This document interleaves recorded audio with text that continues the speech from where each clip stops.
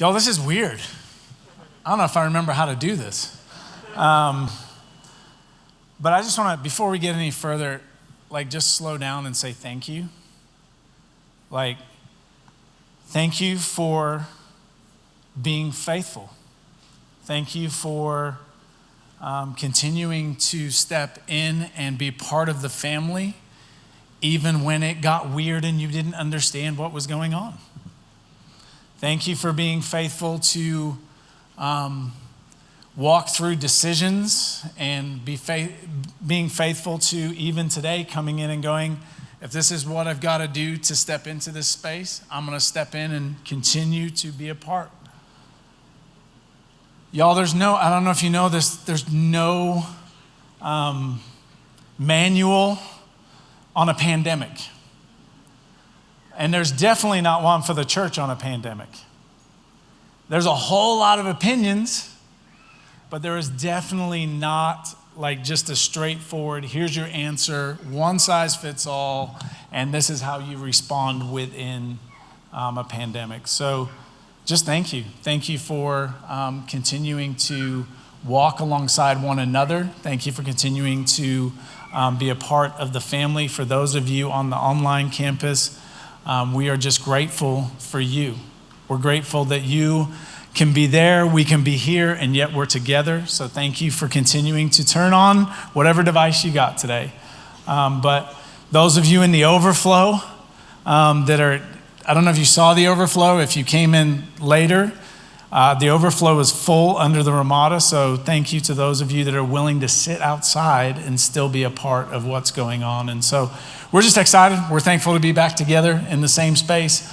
I don't know about you, but in this time, if there's anything that we are learning, is our world is unstable, right?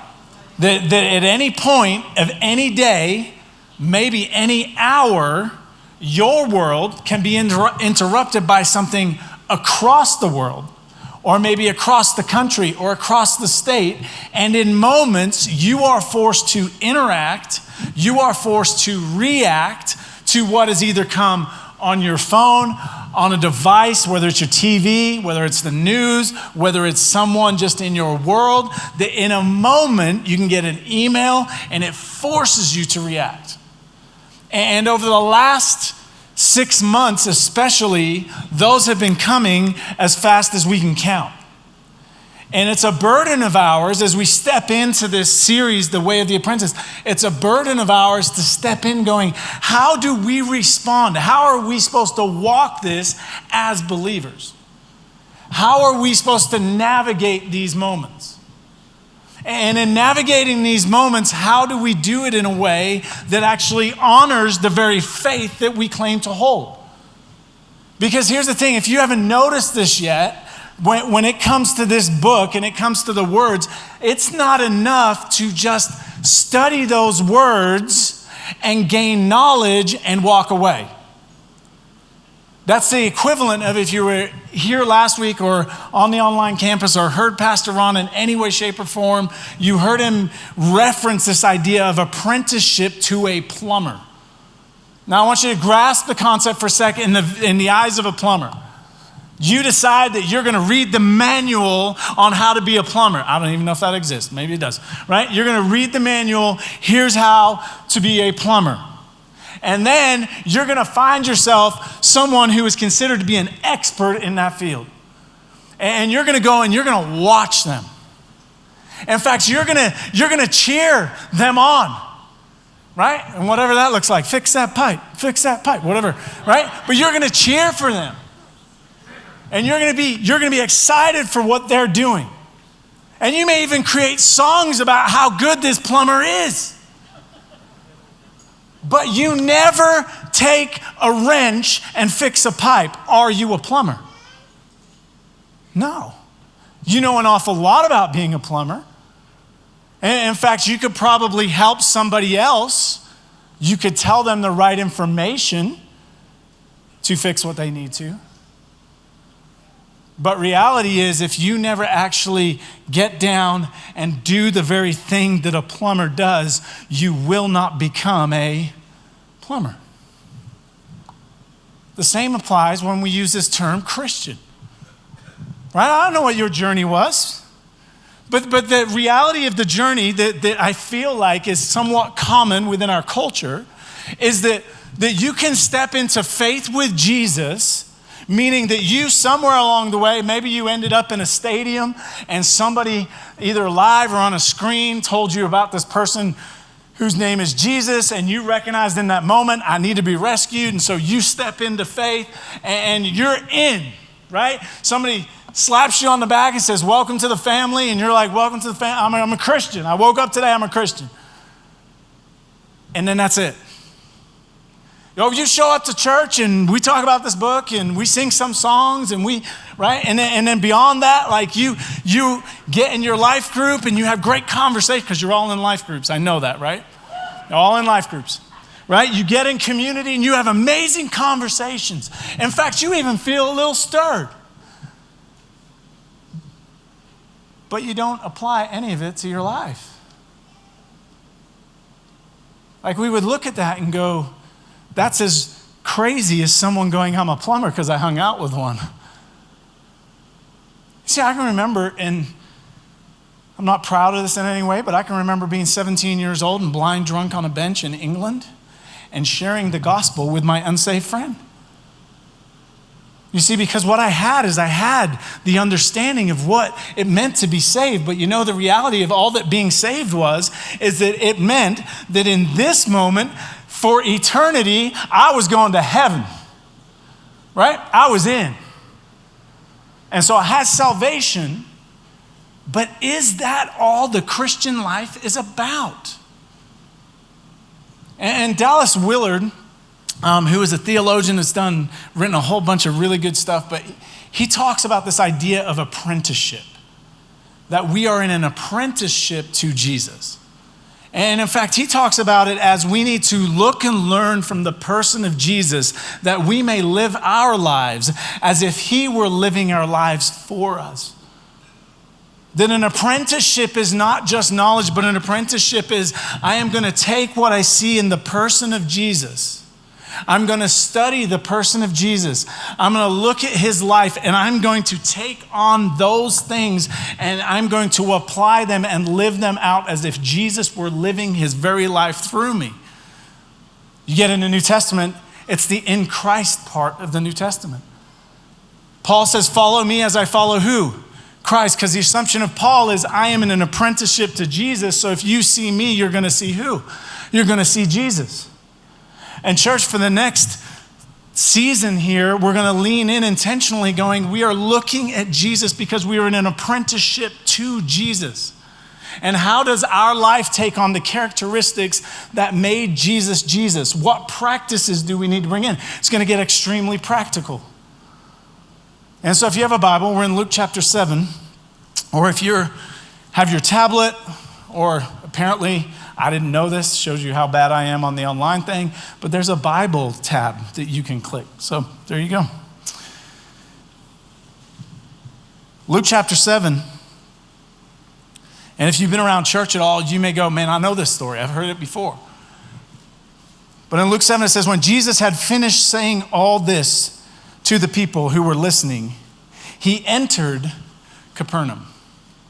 Okay, that when he had finished saying all this, we'll come back to that, okay? Hold that thought, we'll come back to that. But basically what it's saying is he was teaching a whole bunch of people, then he left and he moved into the city. Verse 2, there a centurion's servant whom his master valued highly was sick and about to die. Okay, so now if you weren't you and you were actually way back when this was first written and you had first eyes on Luke telling you this story, you'd be like, that doesn't make sense. And specifically, he's talking about a centurion. Now, a centurion was a Roman soldier that was over 100 other soldiers. He was a leader of leaders. In fact, it was the highest ranked position that was still fighting. When you got higher, it was more just leadership. For this, you were still in the trenches. You were a warrior. But you were also a Roman citizen. And so at this point, for this centurion, he is now on the outside in regards to the Jews. He is a Gentile, They are Jews. The two don't mix. And so in this moment, if you were a centurion, you were wealthy, you had status, and not only did you have wealth and status, but you probably had, as we find out here, that you had servants. Now in the Roman Empire, there was a manual for how to live and be a good Roman citizen. And within the Roman citizen guidebook, if you like, was when it came to things you needed to do, one of those was each year you would go through the tools that you had, right? So you go through the tools that you owned, and if they were worn out, you got rid of them. They were disposable. In the very same line talking about tools was also servants. That if your slaves are worn out, they are disposable. They're not human. They're subhuman because they are your servants, they are your slaves. So just like you would dispose of a tool, you dispose of your servant. Now, back to the context and why this would have been so shocking. There was a centurion servant whom his master valued highly. That sentence would not have made sense to the early person in the faith hearing this for the first time. They go, wait. How is someone who is less than human highly valued? And specifically, we learn then at the end of that verse that he was sick and about to die. So we have the context of the story. Jesus has moved into the city. The centurion's slave, who's highly valued, is sick. Verse 3, the centurion heard of Jesus and sent some elders of the Jews to him, asking him to come and heal his servant. The centurion heard of Jesus and sent some who? Elders of the Jews. Which again, if you're hearing this for the first time, you're like, that doesn't make sense. Why doesn't it make sense? Jews are where? Over here. Gentiles are where? Over there. How is the Gentile telling the Jews what to do?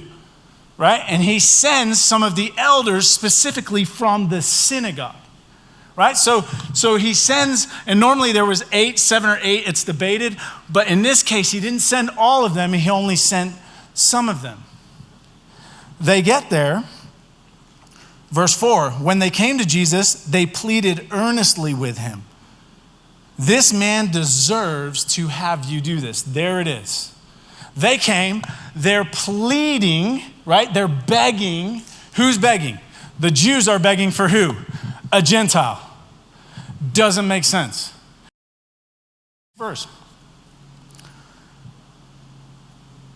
Because he loves our nation and has built our synagogue. Ding, ding, ding, we have a winner. What is the motivation of the Jews to move towards an outsider? He's done all this stuff for us. He's earned this. The word that's used there is what? Deserves. Jesus, hold up. We're going to plead earnestly. Jesus, he deserves, he has, AKA, earned you to come and to heal. What crosses lines? They had something to gain. What crosses lines from these Jews who would have nothing to do with Gentiles, who considered them outsiders, dogs, less than human, right? Because the Jews were the people of God. We are the people of God. And in this moment, they come and they beg and they plead on behalf of an outsider. Why? Because he loves our nation and he built our synagogue. Still to this day, you can find a plaque in this city that tells you about a Roman centurion who purchased the first blocks that go into this temple.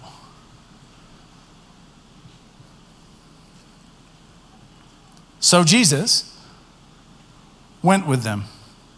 He was not far from the house when the centurion sent friends to say to him, Lord, don't trouble yourself, for I do not deserve to have you come under my roof. So now Jesus is on his way. He sends friends. Hey, go tell him. And by the way, in biblical terms, when you sent somebody to speak on your behalf, it was as if you were going yourself. So he's now sending a second group of people, and he wants to specifically communicate something. There's something very intentional that he's trying to communicate now to Jesus. Lord, don't trouble yourself, for I do not deserve you to come under my roof. See, here's what's fascinating, right? We could stop right here and we could have a sermon about what it means to deserve something and what it means to be worthy.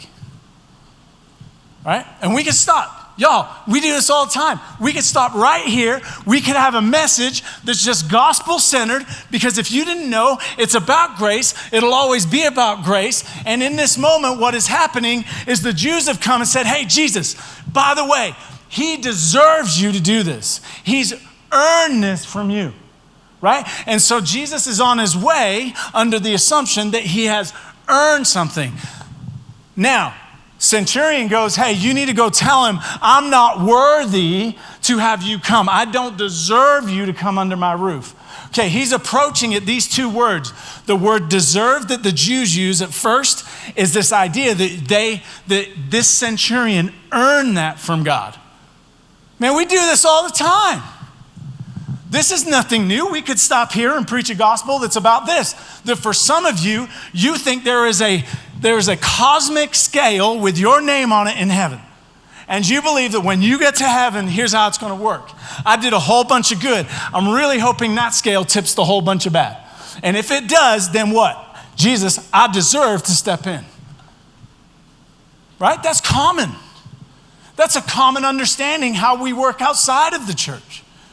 And we could preach this gospel that what the centurion actually gets is he's not worthy. He's not worthy to step in, right? He gets that, hey, I don't have, and this idea of worth, by the way, is one of humility. It's one of humbling yourself. It's one of going, I don't have honor for you to do that for me. Well, that's the gospel. There's not one of us that meets Jesus and gets saved, whether you're in the room, out of the room, no matter where you are. There's not one of us that steps into a relationship with Jesus while we think we have something. But remember, we're in an apprenticeship to who? To Jesus. And if we stop and talk about the centurion and we focus on the centurion and we only get caught up in, okay, so it's this idea of worth and deserve, we miss the point. Because the point is what? Jesus, and being in an apprenticeship to who? Jesus. Story carries on. That is why I did not even consider myself worthy to come to you, but just say the word and my servant will be healed. For I myself am a man under authority with soldiers under me. I tell this one to go and he goes, and I tell that one to come and he comes. And I say to my servant, do this, and he does it. When Jesus heard this, he was amazed. And so here's what we do, right? Here's often what we do. Jesus was amazed. There's not a person in the room that goes, I don't want Jesus to be amazed with me. Right? There's not a person in the room who doesn't want God with skin on to go, that amazes me. You're amazing. And so then we do this. We stop the story here and we go, okay, what did he do that if we can figure out what he did, then we do that, then we'll get Jesus to be amazed by us. Nothing wrong with that. I've heard many a sermon on faith from that basis. But y'all, we're not in an apprenticeship to who? The centurion. We are in an apprenticeship to Jesus. He was amazed at him and turning to the crowd following him said, I tell you, I have not found such great faith even in Israel. Then the men who had been sent returned to the house and found the servant well. Remember for a moment, the servant, right, was on death's doorstep. We could stop right here, and I'm not making light of this. If you came in the room today and you're going, man, John, this is all great. This apprenticeship thing is great. I just need some hope. You ready? Here's your hope. This servant was about to die, and just by a word from Jesus, right, from distance, this was brand new. He'd never done this in proximity up to this point. It had always been, he'd been in their space and touched them, right? He'd always been. They brought them to him. This was a long distance, if you like, healing. And just a word from Jesus takes a man who is dying and brings him back to full health. Yo, we got to get a clap culture or something because your eyes ain't giving me nothing. My gosh. The only way I know you're awake is your eyes are still open, unless you sleep with your eyes open. I don't know, maybe. But here's the thing. If you came in the room today and you're going, I just need to know that Jesus still heals. Our God is still in the business of healing. And he can do it with a word. That does not change. His power does not change. We could stop here and we could teach this and we could preach this and we would be in fair bounds, but we're in an apprenticeship to who? Jesus.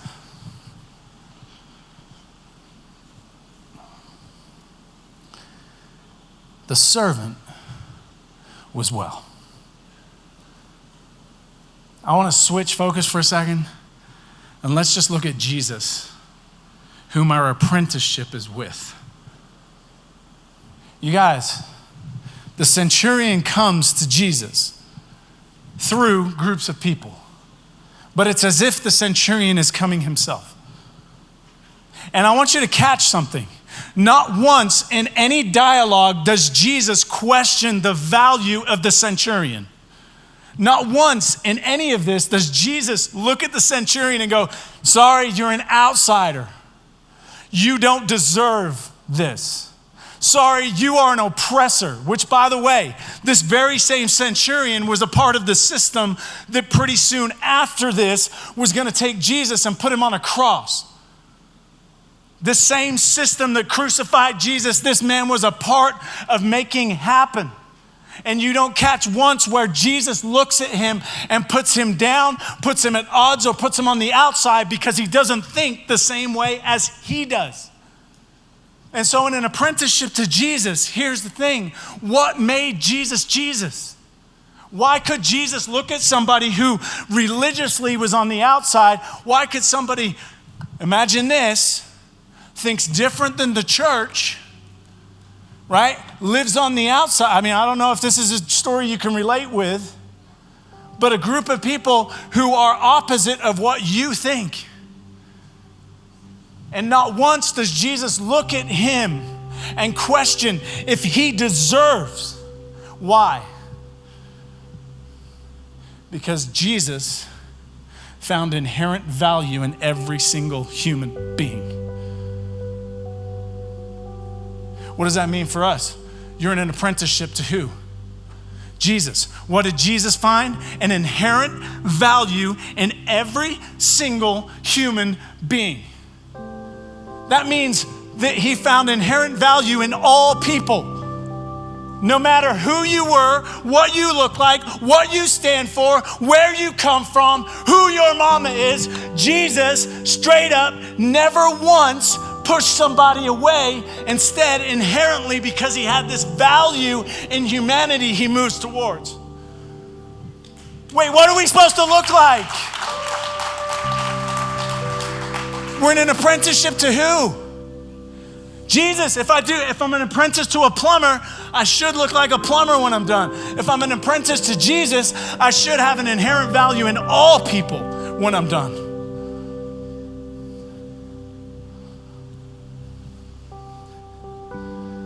You know what's crazy with this story? That last verse, and found the servant well. Hello? Yes, Lord.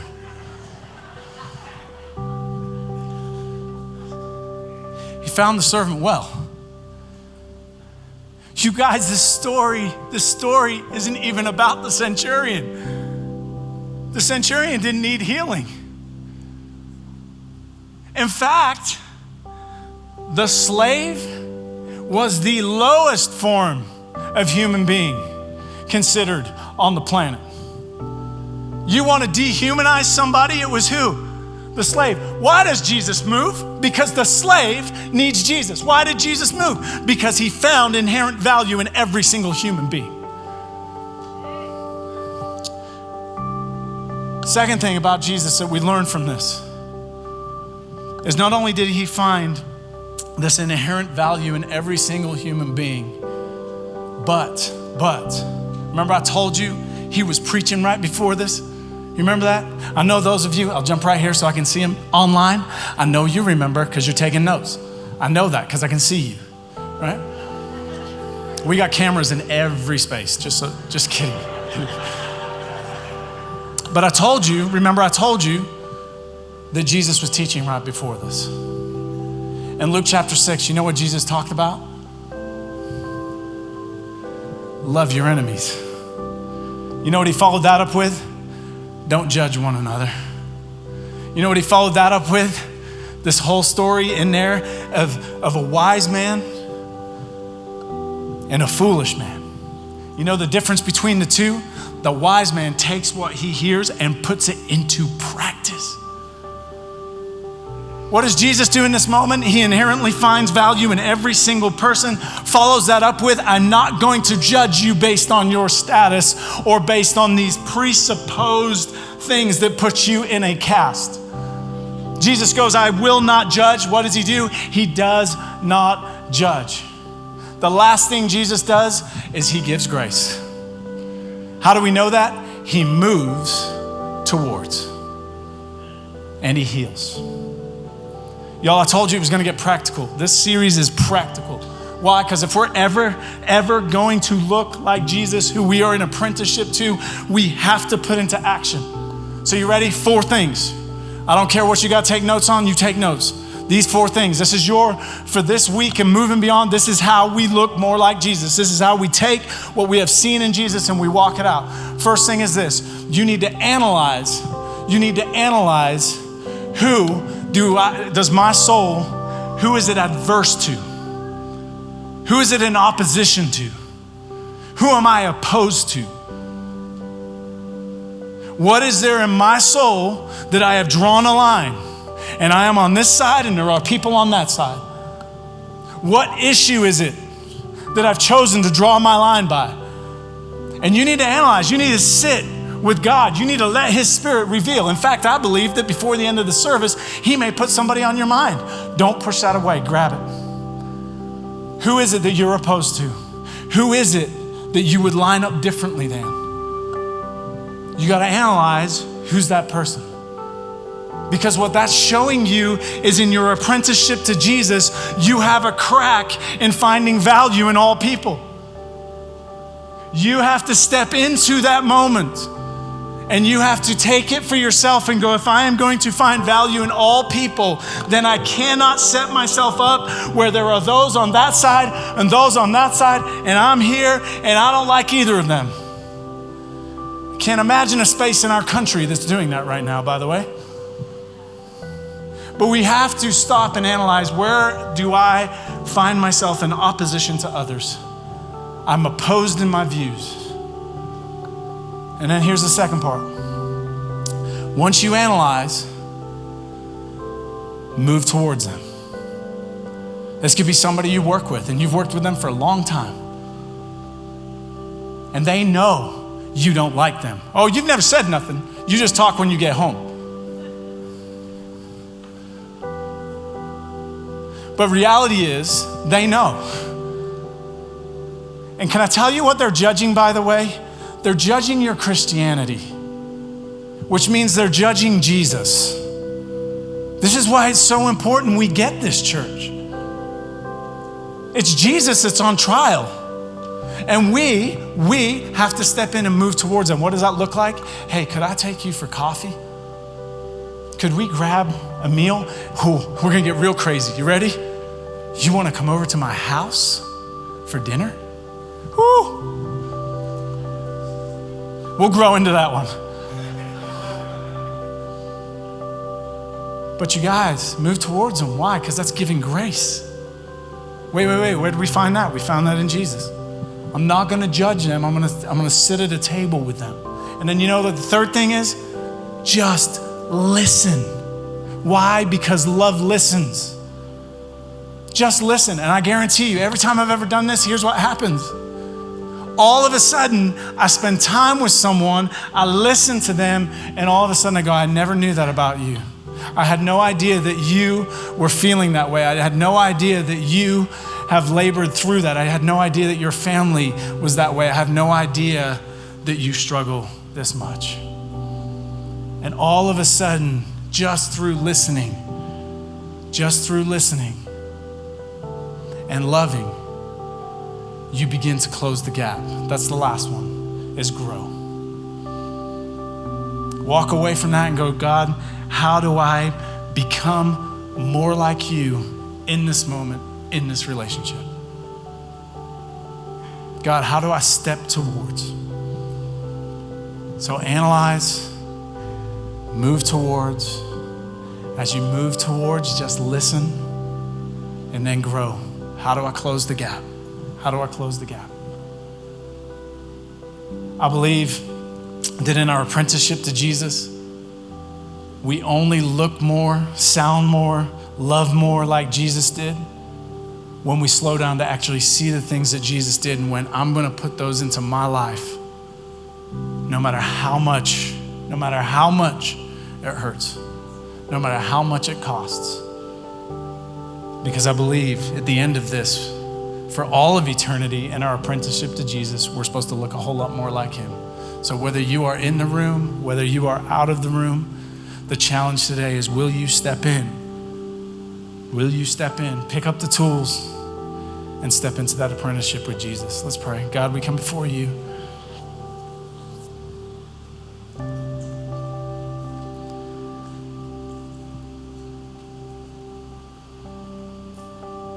God, thanks for our family that is your bride, that is your church. That God, we just declare today afresh, we're your people. God, thanks for those that are in the room, those that are out of the room, whether it be across a screen or in overflow, whatever that looks like. God, I pray today that we, your people, would look a whole lot more, sound a whole lot more, and love a lot more like you. God, would you in these moments burn into our minds and into our hearts people that we need to close the gap with, people that we've judged ahead of time, people that we've put on opposite sides. And God, would you have the courage to step in like Jesus and find value in all humans simply because you made them. Simply because you loved us first. So God, we're so grateful today for you. Thank you for loving us. Thank you for grace and mercy. And it's in your name, everybody across every space listening to this said, amen.